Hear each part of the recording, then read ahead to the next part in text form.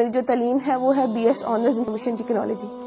میں پیدائشی قادیانی تھی اور الحمدللہ 1 سال پہلے اللہ تعالیٰ نے مجھے ہدایت دی اور میں نے اسلام قبول کر لیا اور الحمدللہ میں مسلمان ہوں. ہمارے خاندان میں جو قادیانیت ہے وہ میرے دادا جو ہیں ان کی وجہ سے آئی. میرے دادا وہ لوگ 2 بھائی تھے, فتح محمد اور حسین محمد. وہ ہندوستان کے ضلع امرتسر کے رہنے والے تھے. وہاں سے وہ لوگ ہجرت کر کے پاکستان آئے اور پاکستان آنے کے بعد انہوں نے فیصل آباد کا جو علاقہ ہے چھوٹا لٹھیاں والا, یہاں پہ رہائش اختیار کر لی اور یہاں پہ انہوں نے قادیانیت قبول کی اور اس کے بعد قادیانیت کی جو تبلیغ تھی اس کو کرنا شروع کر دیا. تو میرے والد کی جو شادی ہے وہ 61 چک بیدیاں والا میں ہوئی اور جو میری والدہ تھی وہ بھی پیدائشی قادیانی تھی اور وہ بھی اپنے اس گاؤں میں یعنی کہ 61 چک میں وہ بھی قادیانیت کی جو تبلیغ تھی وہ کیا کرتی تھی. شادی کے بعد بھی انہوں نے ایسا ہی کیا کہ قادیانیت کی تبلیغ کرنا شروع کر دی اور ایسی پرورش جو ہے انہوں نے میری بہنوں کی کی. تو جیسی پرورش انہوں نے میری بہنوں کی کہ قادیانیت کی تبلیغ کو عام کرنا اور قادیانیت کے لیے مختلف علاقوں کے دورے کرنا, ویسی انہوں نے تربیت جو تھی وہ میری بھی کی. تو میرے والد صاحب جو ہیں ان کے پاس جو قادیانیوں کی جماعت کا جو ایک چندہ لینے کا عہدہ ہوتا ہے, چندہ تحریک جدید, اس کا جو چندہ تھا وہ لیتے ہوتے تھے, اس کے سیکٹری تھے. یعنی تحریک جدید کا چندہ اکٹھا کرنے کے سیکٹری تھے. اور میرے جو تایا ابو تھے وہ جو وقف جدید جو تھے چندہ اس کو اکٹھا کرتے تھے, یعنی کہ سیکٹری وقف جدید تھے. اور میرے تایا ابو کا بیٹا جو وہ ہے سیکٹری ضیافت, یعنی کہ اس کا کام یہ ہے کہ مختلف علاقہ جات سے جتنے بھی مربیان آتے, مہمان آتے, ان کی رہائش کا بندوبست کرنا, ان کے کھانے کا بندوبست کرنا, یہ سارا کام جو تھا یہ ہمارے گھرانے میں ہوا کرتا تھا. اور اس کے علاوہ جو میری بہن تھی وہ بھی سیکٹری مال تھی. ایک میری بہن سیکٹری ناصرات بھی رہی, ایک میری بہن سیکٹری تعلیم بھی رہی اور ایک وقت میں میرے پاس بھی سیکٹری تعلیم تربیت کا عہدہ تھا. اس کے بعد پڑھائی کی وجہ سے وہ میں نے عہدہ چھوڑ دیا اور میں نے ان کے اسکول میں پڑھانا شروع کر دیا. اور میں نے ان کے اسکول میں تقریباً 2 سال جو ہے ملازمت کی. فیصل آباد میں ان کی بہترین ڈبیٹر تھی.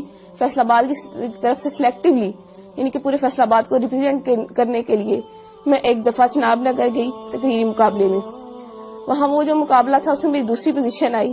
اور اس مقابلے کے بعد ان کے یہاں ایسا ہوتا ہے کہ مقابلے کے بعد جو ہے سوال و جواب کا پروگرام رکھا جاتا ہے. اس سوال و جواب کے پروگرام میں نے ان کا جو خلیفہ ہے, موجودہ خلیفہ مرزا مسرور, اس کی بہن جو تھی اس سے میں نے سوال کیا کہ مرزا قادیانی جو ہے اس نے اپنی کتاب میں لکھا ہے کہ میں نے خواب میں دیکھا کہ قرآن کریم میں قادیان کا نام استعمال ہوا ہے, یعنی قرآن کریم میں قادیان کا لفظ آیا ہے. تو میرا آپ سے یہ سوال ہے کہ مجھے دکھایا جائے کہ قرآن کریم میں کہاں قادیان کا لفظ استعمال ہوا ہے. تو یہ میرا جو سوال تھا وہ پرچی پہ لکھ کے میں نے اس کو بھیجا. تو جب اس سوال کی باری آئی تو اس نے جب سوال کھولا تو اس کے پاس سوال کا جواب نہ تھا اور وہ پوچھنے لگے کہ کس نے یہ سوال جو ہے کیا ہے. اس کے بعد ایک اور لڑکی نے سوال کیا تو مرزا مسرور کی بہن کے پاس اس کا بھی جواب کوئی نہ تھا. تو ان کی ہٹ درمی دیکھ لیں کہ بجائے یہ ماننے کے کہ اس لڑکی کو یا مجھے یہ کہہ دیتی کہ میرے پاس اس سوال کا جواب نہیں ہے, میں بعد میں آپ کو کنسلٹ کر کے پڑھ کے ریڈ کر کے میں آپ کو اس کا جواب دے دوں گی, کہنے لگی, آگے سے لڑنا شروع ہو گئی. ایک ان کی قادیانیوں کی اتنی بہت بڑی مبلغہ بن کے آگے سے لڑنا شروع ہو گئی کہ اگر تمہیں زیادہ پتا ہے تو تم میری کرسی پہ آ جاؤ, تم آ کے لوگوں کو سمجھانا شروع کر دو, ایسے ہے ویسے ہے. تو اس وقت ساتھ میری جو بڑی بہن, میں نے ان کو بتایا, میں نے کہا دیکھ لیں یہ جو سوال ہے کہ قادیان کا لفظ قرآن کریم میں کہاں استعمال ہوا ہے یہ میں نے لکھ کے بھیجا ہے, ان کے پاس اس سوال کا جواب نہیں ہے. تو میری بہن حیران ہو گئی اور مجھ سے پوچھنے لگی کیا واقعی میں ایسا ہے. میں نے اس کو بتایا جی بالکل ایسا ہے. اس کے بعد میں نے اس کو اور بھی سوال پوچھے, اپنی بہن سے پوچھے. میں نے کہا جب میں یونیورسٹی میں پڑھتی ہوں تو لڑکیاں مجھ سے سوال کرتی ہیں, ان میں سے کچھ سوال میں نے ان کو بتایا. میں نے ان کو کہا میرا غلام احمد قادیانی اس نے اپنی کتاب میں لکھا ہے ہم مکہ میں مریں گے یا مدینہ میں, اور حالانکہ مرزا صاحب کی جو وفات ہے وہ تو لاہور میں ہوئی تھی اور ان کو دفنایا قادیان میں گیا. تو میری بہن کہنے لگی کیا واقعی لکھا ہوا ہے. میں نے کہا ہاں لکھا ہوا. میں نے کہا پھر جو ہے انہوں نے اپنا ایک کشف جو ہے اس میں لکھا ہوا ہے کہ میں نے خواب میں دیکھا کہ میں خود خدا ہوں اور میں نے یقین کر لیا میں وہی ہوں. تو کہنے لگی کیا واقعی مرزا صاحب نے اپنی کتاب میں ایسا لکھا ہے. تو میں نے اس کو بتایا, میں نے کہا ہاں فلاں فلاں کتاب میں فلاں فلاں جگہ پہ لکھا ہوا ہے. تو وہ بڑی پریشان ہوئی. پھر اس کے بعد جب میں واپس گاؤں آئی, میں نے اپنے گھر والوں سے آ کر بھی اس کا تذکرہ کیا. رات کو بیٹھے ہوئے تھے, میرے والد صاحب بھی بیٹھے تھے, میں نے اپنے والد صاحب سے بھی تذکرہ کیا. میں نے کہا ابو ایسے ایسے, وہاں پہ جو بھی ہوا میں نے ان کو بتایا. تو میرے ابو پوچھنے لگے کیا واقعی لکھا ہوا ہے. اس کے علاوہ پھر میں نے ان کو اور بھی حوالہ جات دیے, جیسے کہ مرزا صاحب نے مسلمانوں کو گالیاں دی ہیں, یا مرزا صاحب نے یہ کہا ہے کہ اللہ تعالیٰ نے میرے گھر پیدا ہونا ہے. تو یہ باتیں ساری سن کے میرے ابو بہت پریشان ہو گئے.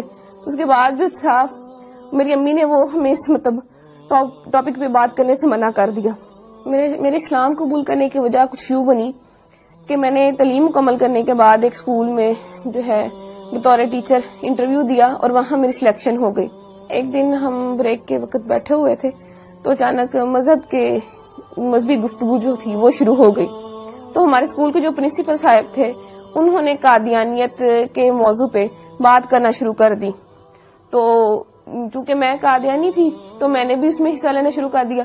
میں نے بھی ان کو بتایا کہ قادیانیت کے میں فضائل و مراقب جو تھے وہ انہیں بتانا شروع کر دیے, کیا قادیانیت ایسے ہے ویسے ہے, یعنی کہ قادیانیت کی ایک بڑی اچھی تصویر میں نے ان کو بتانا شروع کر دی. لیکن وہ جو تھے پرنسپل صاحب, ان کو پتا تھا کہ قادیانیت کیسا کفر ہے, کیسی غلاظت ہے, کیسی گندگی ہے. تو انہوں نے قادیانیت کی جو عقائد تھے وہ بتانے شروع کر دیے کہ قادیانی جو ہے تو نعوذ باللہ مرزا قادیانی خود کو خدا کہتا ہے, خود کو محمد رسول اللہ صلی اللہ علیہ وسلم کہتا ہے, توبہ نعوذ باللہ کلمہ کی توہین کرتا ہے اور مسلمانوں کو گالیاں دیتا ہے, اہل بیت اطہار کی شان میں گستاخی کرتا ہے, صحابہ کی شان میں گستاخی کرتا ہے. جب یہ تمام باتیں میں نے سنی تو میں اتنا ڈر گئی کہ میں بہت زیادہ خوفزدہ ہو گئی, اور مجھے بالکل جو تھا وہ چین نہیں مل رہا تھا کہ کیسے ایک شخص جس کو ہم نبی مانتے ہیں وہ کیسے اتنی گستاخیاں کر سکتا ہے, کیسے اللہ پاک کی شان میں گستاخی کر سکتا ہے, یا آپ صلی اللہ علیہ وسلم کی شان میں گستاخی کر سکتا ہے. تو میں گھر آتی ہوں تو میں سو جاتی ہوں, اور میں نے جب خواب دیکھا تو میں وہ خواب دیکھ کے بہت ڈر جاتی ہوں. خواب کچھ اس طرح ہے کہ میں اپنے گھر کے باہر موجود ہوں, گرمیوں کے دن ہے, سخت گرمی ہے, اور میں گلی میں اکیلی موجود ہوں, میرا سر بھی ننگا ہے اور میرے پاؤں بھی ننگے ہیں. تو میں ڈر کے مارے دوڑنا شروع کر دیتی ہوں کہ مجھے کوئی مار نہ دے.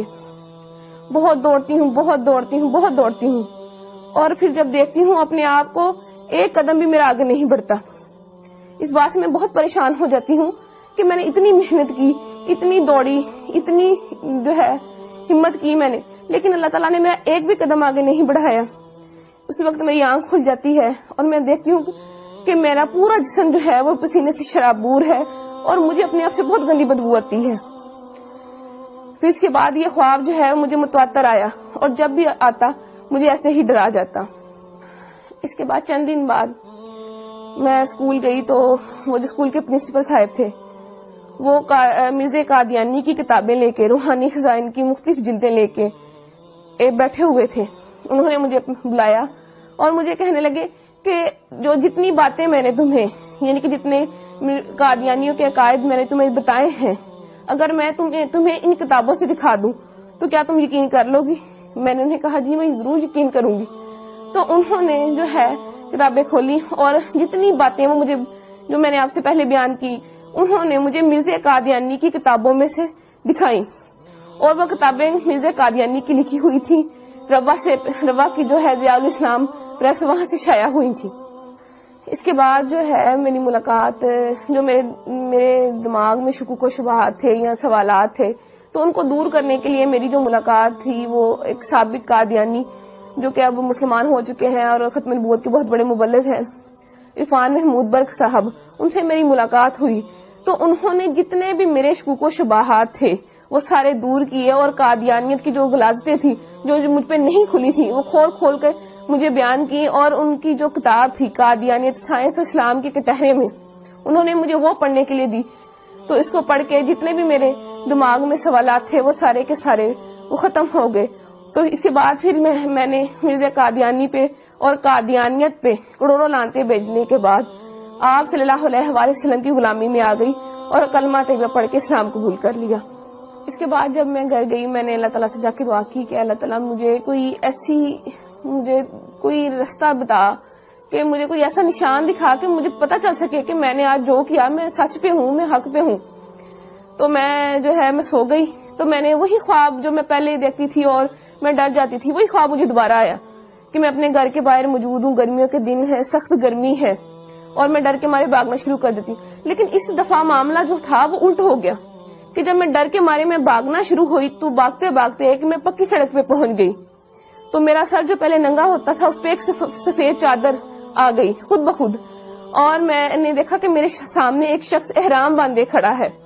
جب میں نے اپنی نظریں اوپر اٹھائی تو میں نے سبز گنبد اور مینار کو پایا. تو اس کے بعد میری آنکھ کھل جاتی ہے اور مجھے اپنے آپ سے جو جہاں پہلے پسینے کی بدبو آتی تھی، اب مجھے اپنے آپ سے اتنی اچھی خوشبو آنے لگی.